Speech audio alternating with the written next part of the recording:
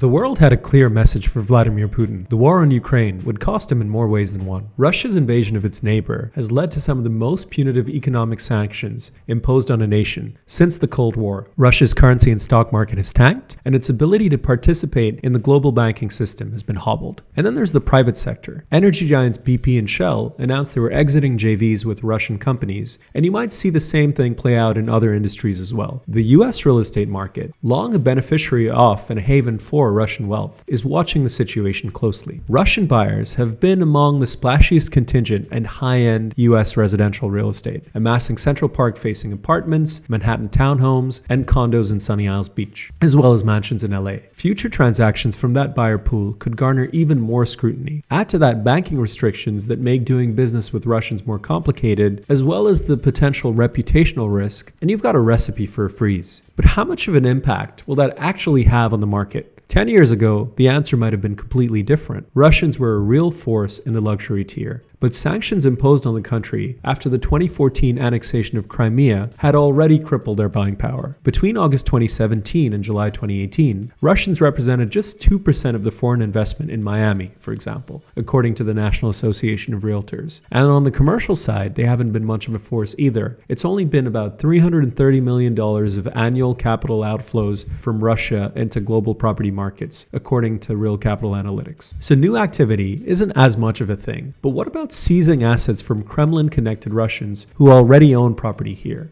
If you go by the words of some of the gung-ho politicians, you'd think it was pretty straightforward. This coming week, we will launch a multilateral transatlantic task force to identify, hunt down, and freeze the assets of sanctioned Russian companies and oligarchs, their yachts, their mansions, and any other ill-gotten gains that we can find and freeze under the law, the White House tweeted on Feb 26th. For years, Manhattan has been one of the most popular safe harbors for Russian oligarchs to park their cash, especially via ultra-high-end apartments, Manhattan Borough President Mark Levine tweeted February 25th. It's time to start seizing their properties.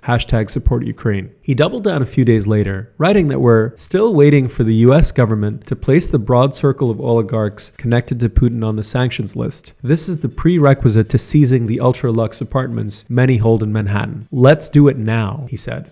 Chest thumping aside though, it's not that easy. For one thing, most luxury purchases by buyers both foreign and domestic are cloaked through LLCs. Some buyers further obscure their ownership through the use of offshore trusts. To try and seize Kremlin-connected assets would require the US to overhaul the way it tracks property ownership. It would require changing disclosure laws that could turn the entire market on its head. And it's unclear if the powers that be are ready and willing to make that happen. Now obviously this is a situation that's changing minute to minute, so we'd love to get your feedback. Let us know your thoughts in the comments below, and be sure to follow The Real Deal on YouTube and Instagram.